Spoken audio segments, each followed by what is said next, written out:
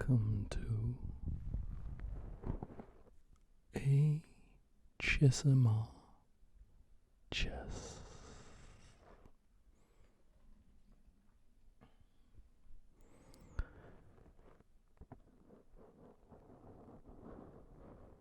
Yeah, I'm back with another game.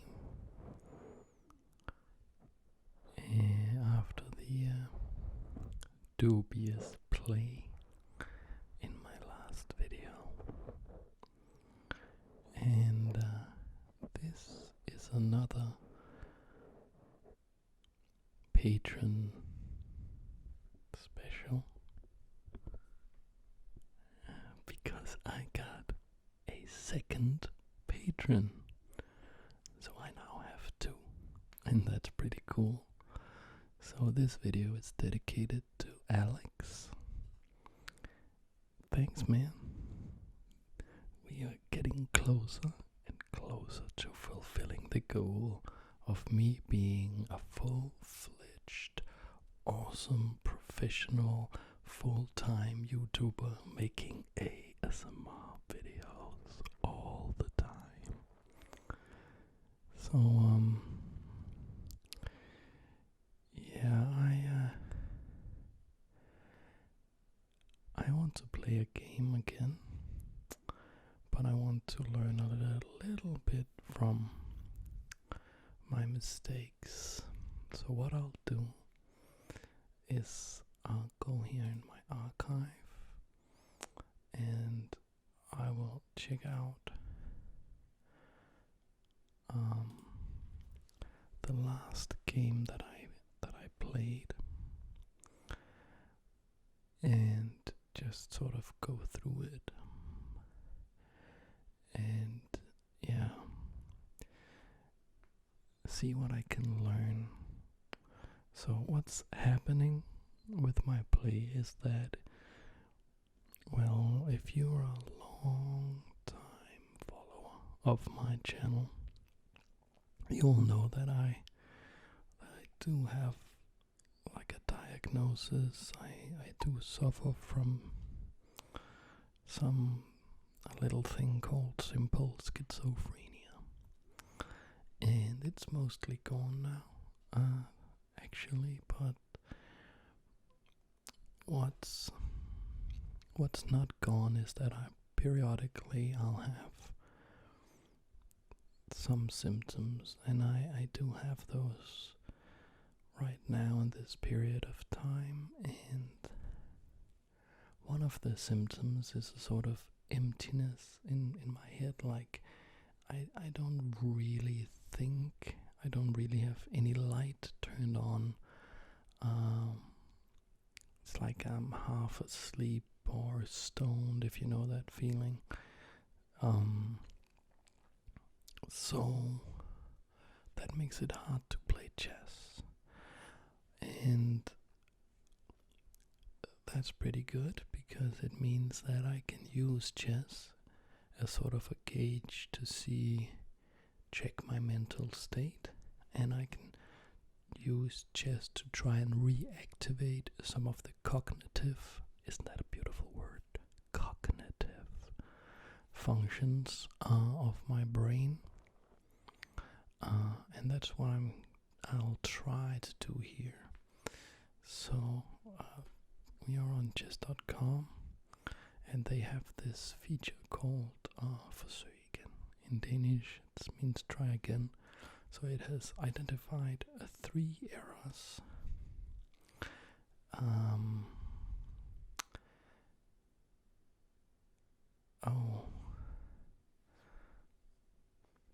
I can't do that because I'm not a pro member. Alright. So we'll just scrap that. In this position, I remember I played this move here, and apparently somehow that's not very good.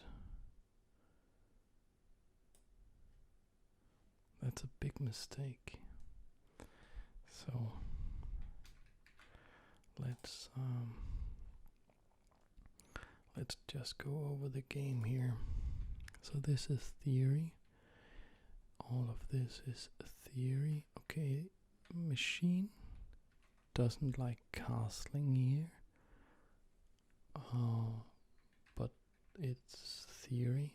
So yeah, you shouldn't put too much trust in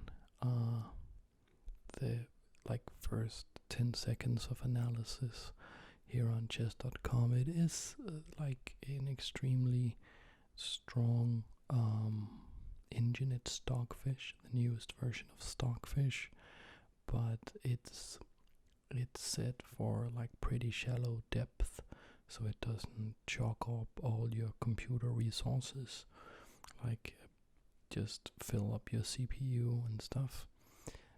And also, like the opening phase of chess, it can be a little hard for machines if they don't have a lot of time to figure out what's going on.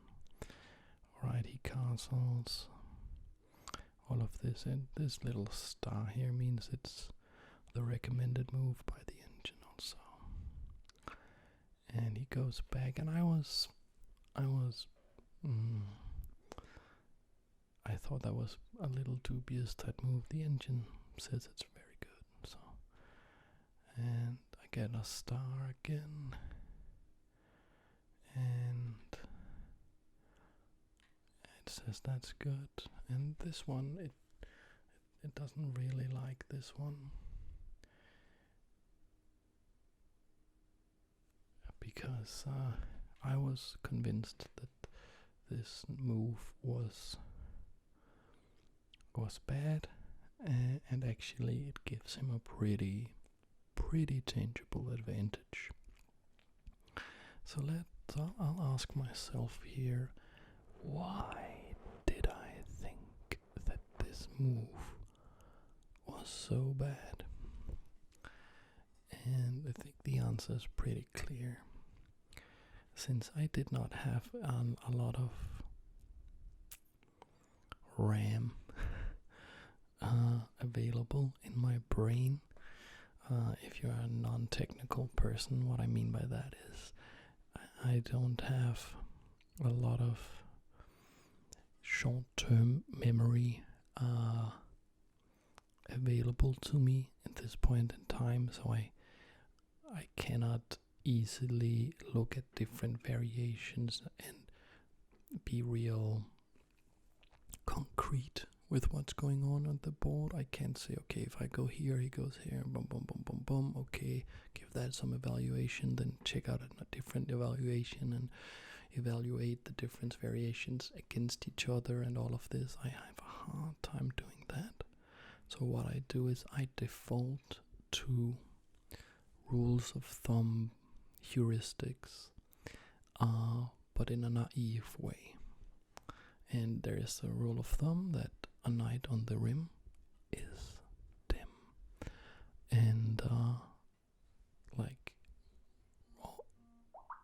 often a knight on the rim is indeed dim. But in this position, the knight is doing really awesome job. It's looking at this square here, b6, and also c5. And one of the things that I would like to do is I would like to play c5, and the knight is really making it hard for me.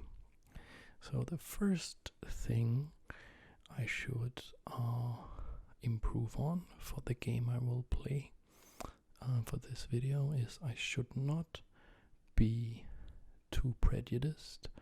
I should not default into heuristics without looking at concretely what does the position dictate. Okay, so let's see what's going on here. This my bishop move is okay.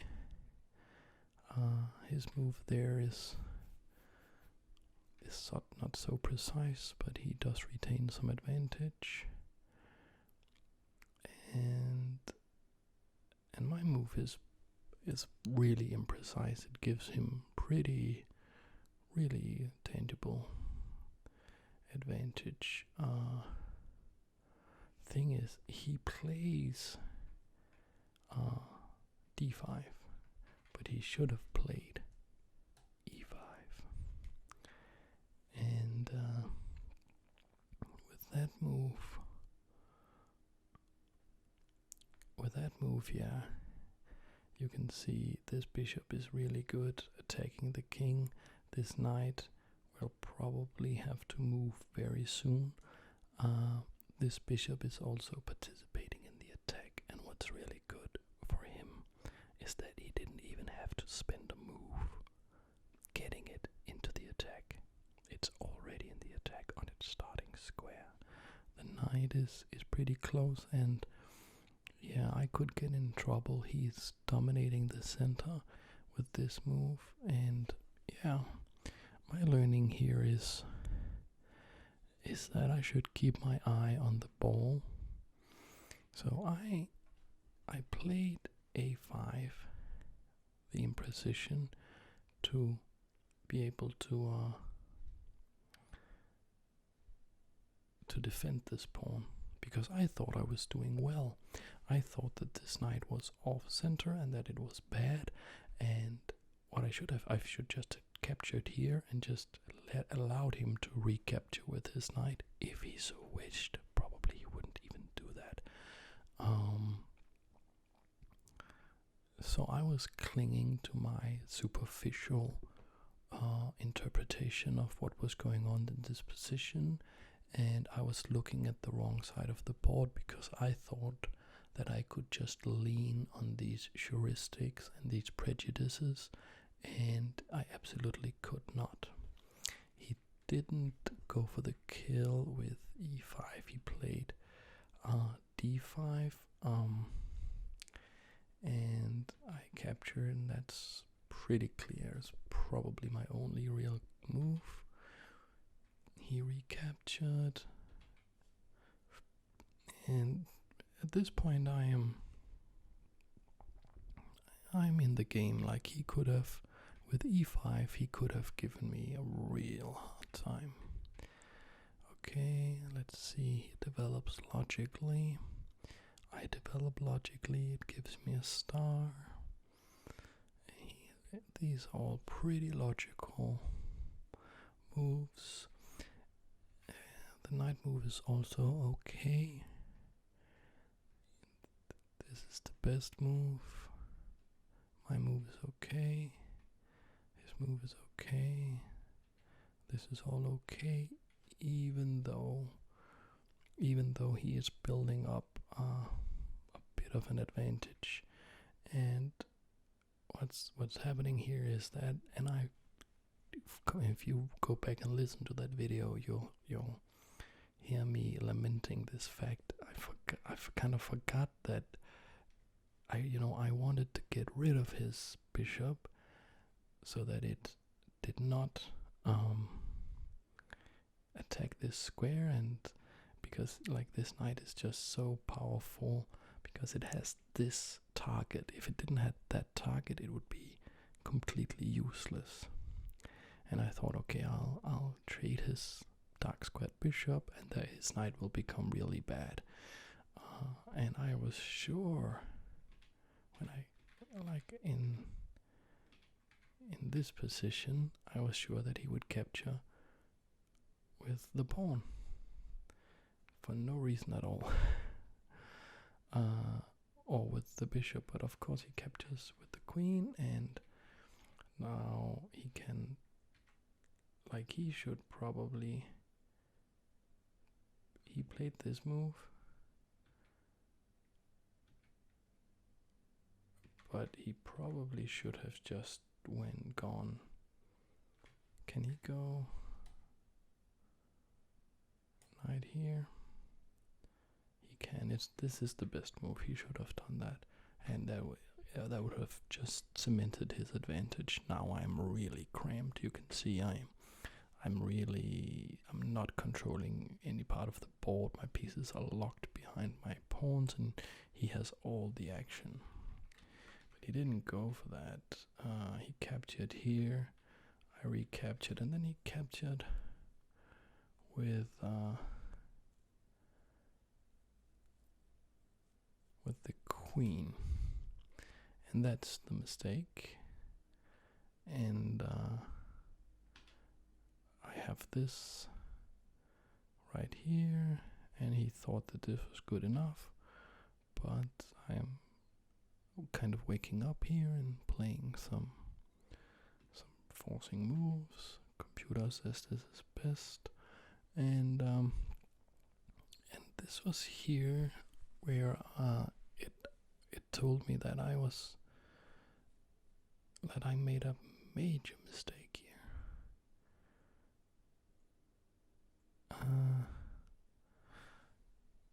So this move right here is a major mistake. Before that I'm winning, and after this I'm just better. And that's because I have this threat of checkmate, but he can just go back like this, and now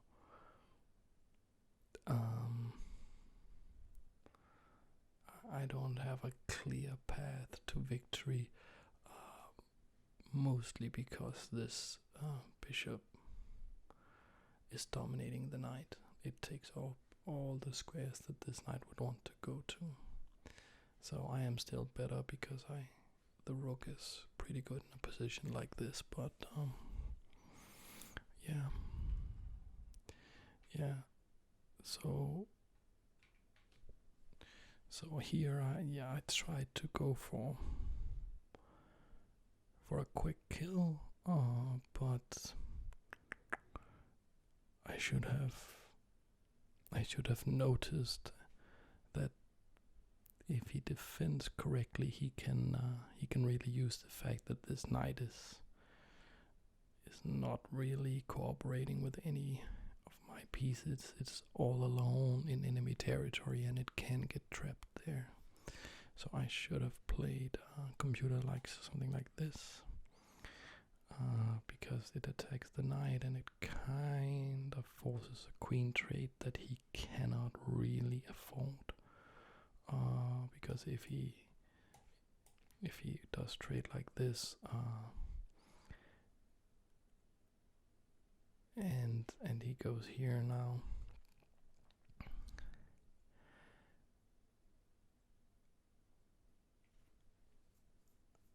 these pawns will be hard to defend. I'm just trying out the computer variation. Didn't like that move. It's recommending this move, but it doesn't like it. Yeah, that tells you a little bit about. Okay, so, but I think I did learn something from looking at this game. I learned that I should focus on concrete analysis rather than relying on heuristics and rules of thumb and stuff like that. I should notice that I do get very prejudiced against chess, if that makes sense. When I can't think, my brain is trying to find an easy way to do it. But I should recognize that I cannot play to my usual level, and I should just try to use whatever mental resources I do have, and I should try to be as concrete as possible, and then just be happy that I'm not playing somebody with a rating more similar to what I used to have. Alright, let's jump in and go for a game here.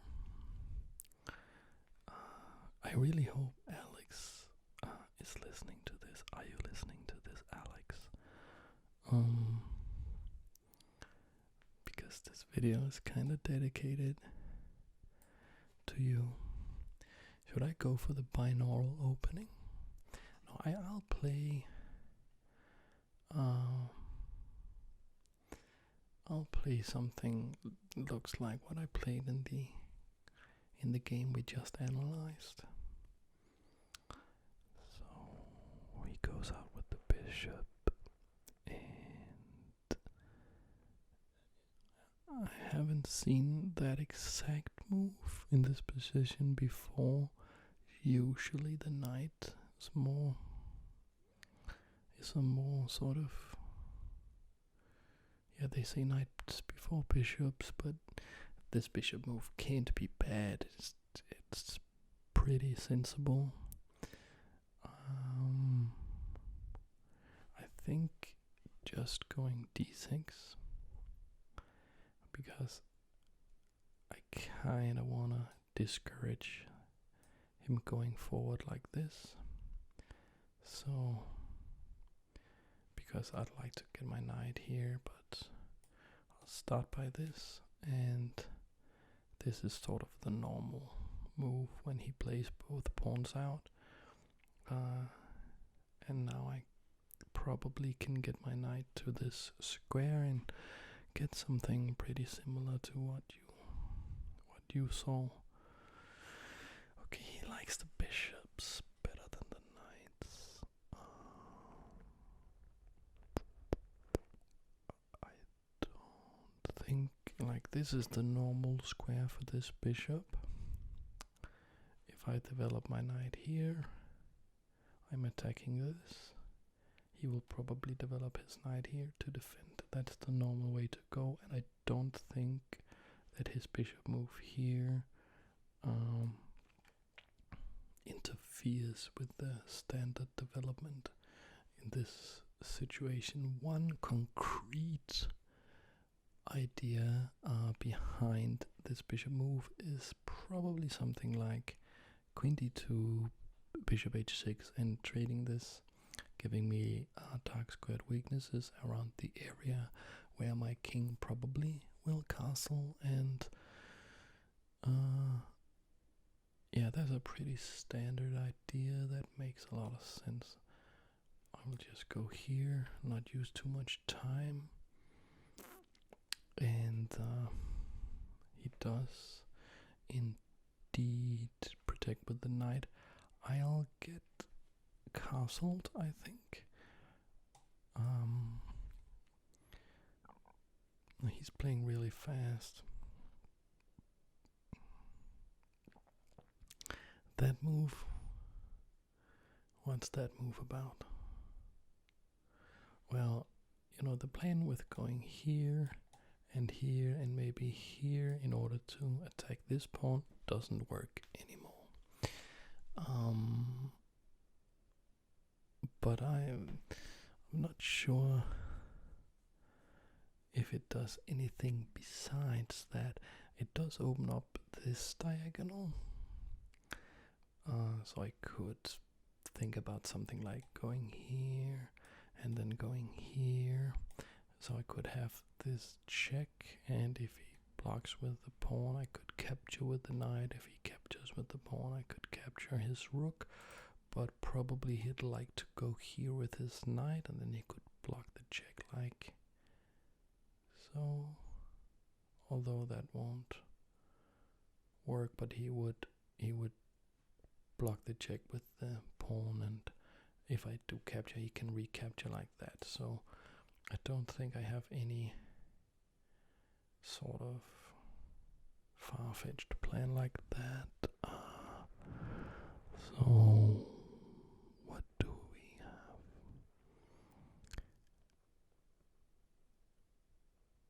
Should we try to just go for this c6, b5,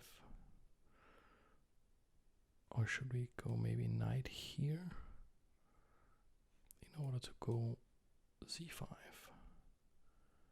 Is that a good idea? I think that's not too stupid. And then I'll see what kind of scheme of development he will be going with. So he's is preemptively moving that bishop back seems to be a popular move in these positions. I will try to get this move in. Okay. So, does it make sense for me to capture this? I think that does make sense. At least on a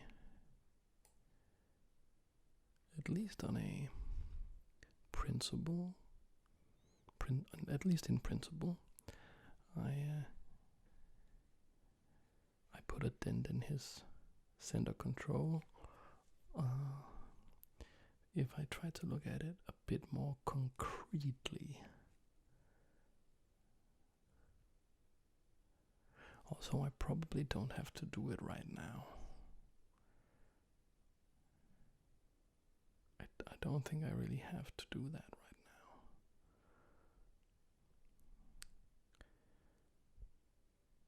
Instead, so let's see, going e5, I have control of that. Going d5, that would leave him,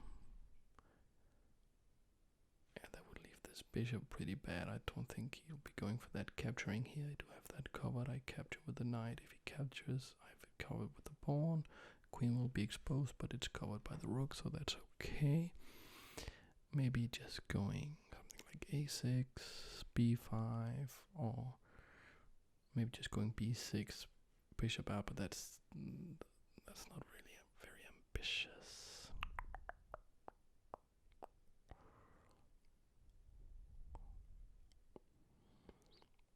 I think I'll wait a little bit, play this a6 move. I don't see any serious threats to my position, and he's getting ready to exchange the bishop.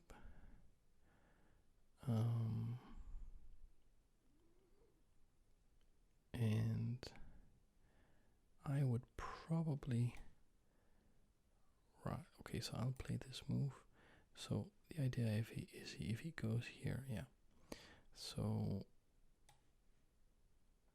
I was threatening to trap his bishop, but now I can capture. And then I can capture. Okay, does he have, if I go here, he can capture there, I'll capture there. That's not going to work, so probably I should kick the knight first. Okay, so I think the analysis I did is working a little bit, because I am not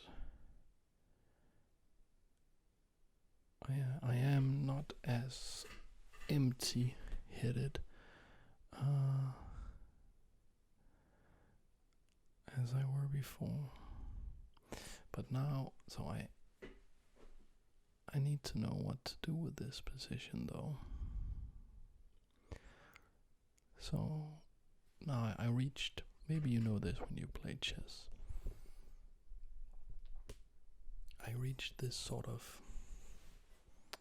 stage where I had like a plan, I had a conception of the position, I had some goals, and now position has transformed. Okay, now I don't have any goals, I don't have any plan, I have to reformulate all of this stuff. I think maybe there is a tactical trick I can use here with a fork. So that's, I'll just like try to understand the position just from the ground up, and just looking at forcing moves and captures. And what I'm looking at right now is that this pawn could capture here, and if he captures with the knight, the bishop, or the queen, this pawn gives him some pretty serious drop yeah. And that's if I'm going for that tactic, I should do it now.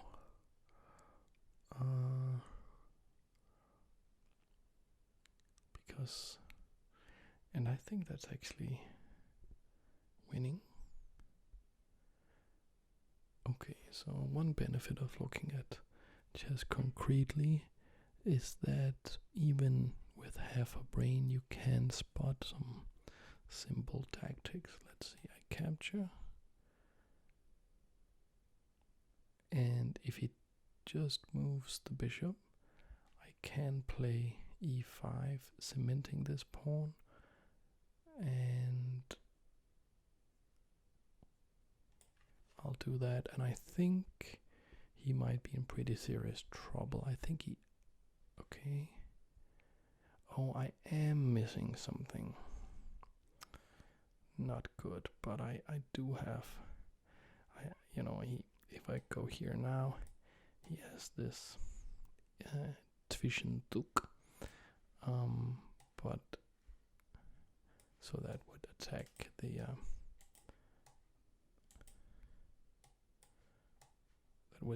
queen, and that would be his way out of it. But what I can do is I can capture like this first, forcing him to capture with the queen or the bishop, and then the fork should work.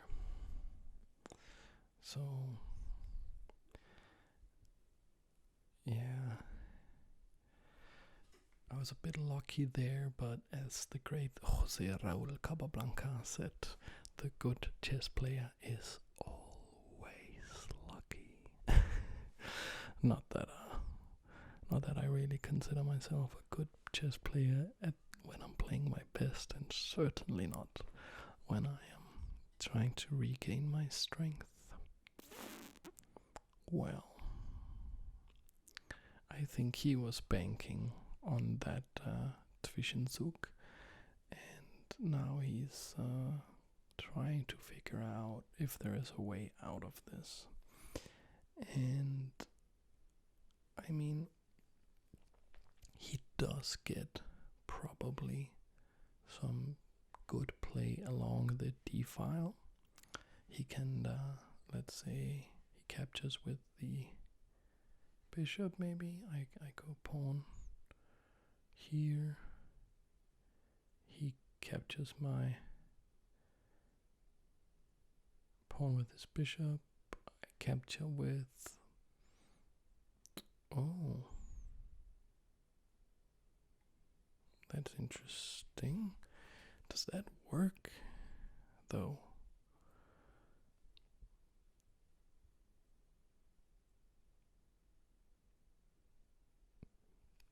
Does that work? Because maybe I can capture like this. And when he captures my queen, I can capture his queen with check.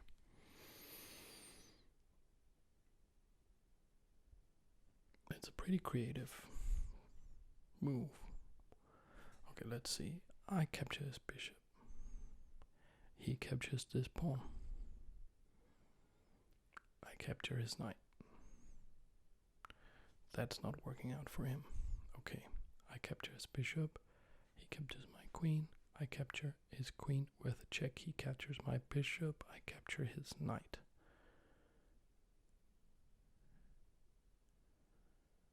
So I win a knight and a bishop. And he wins, and a queen. And he wins a bishop and a queen. Okay, am I missing something?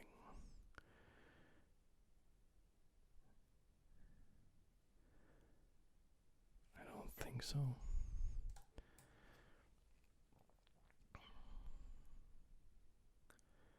Alright, so yeah, it's a very creative way. What?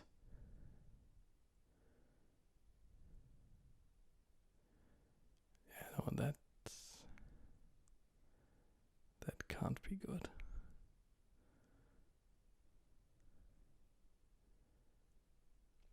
Or can it? Okay, so I'm ahead a lot of material here, but he is threatening both my queen and my rook.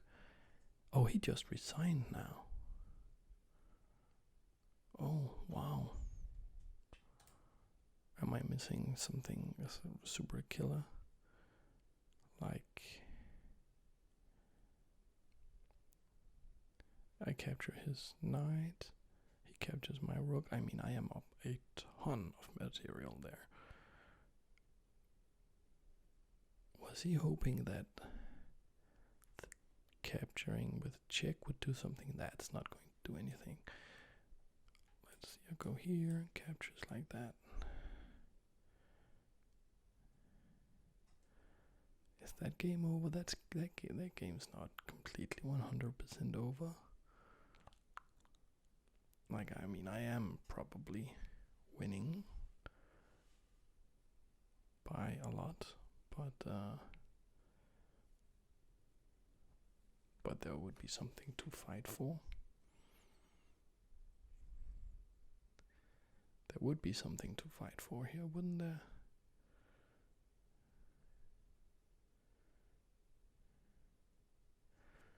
I mean,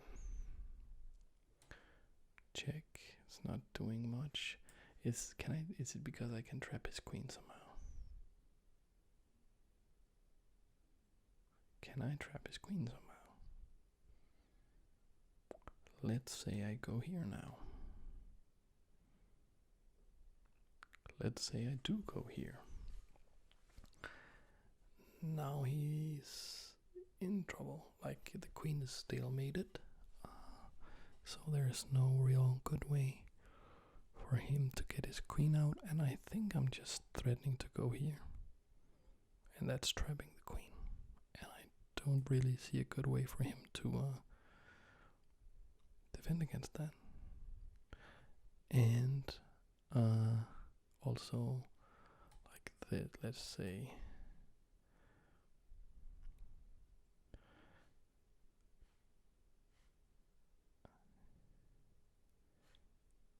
he just does something like this. Like, I mean, this check is also like the queen and bishop. Like, he's when he can't castle, maybe I don't even need to take the queen. Of course I will take the queen.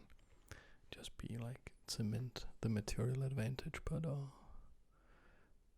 okay, so I think that was a better game than what I played yesterday. I think looking at some concrete variations and trying to fill the void in my brain with whatever I could like pick up from the board, and I think that worked. Let's ask for just basic analysis, and it says that he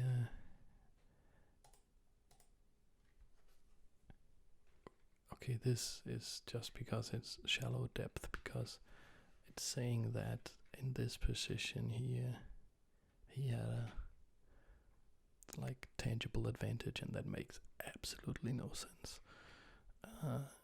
I mean, if this position right here gave white a tangible advantage, everything we know about opening theory would be wrong. Seriously. Okay, so he makes this. Okay, all of this is. It likes both of our moves. It's pretty equal position, and that's a mistake because I can capture it, and I am. What he should have done, the computer suggests smartly, just give himself some room for the bishop. So, because here I'm actually playing computer recommendations, and all of these moves are computer recommendations. This just loses instantly because of this. And I'm just curious, what if I do this? I do still have some advantage, but just capturing the bishop is just winning easy, way easier. And okay, and it says I only have like about a pawn's worth of advantage if he captures like this. And it's because he can take here. And does he want to take with the queen? Yeah, like that. And yeah, and he does have 2 pawns for the piece. And if I'm not careful, like he could play something like castles long, getting a really good rook, and also there might be some dark squared weaknesses with my king here. So obviously black is better, but this was the way to go because it was a fight here. Alright, Alex and all you guys who listened and watched, thank you very much. I know I haven't replied to your comments on the past 2 videos yet. I will do that, but I don't have so much time, and I wanted to spend the time recording a new video because I owe you guys that. And thanks for watching. All the best. I hope you're really doing really well.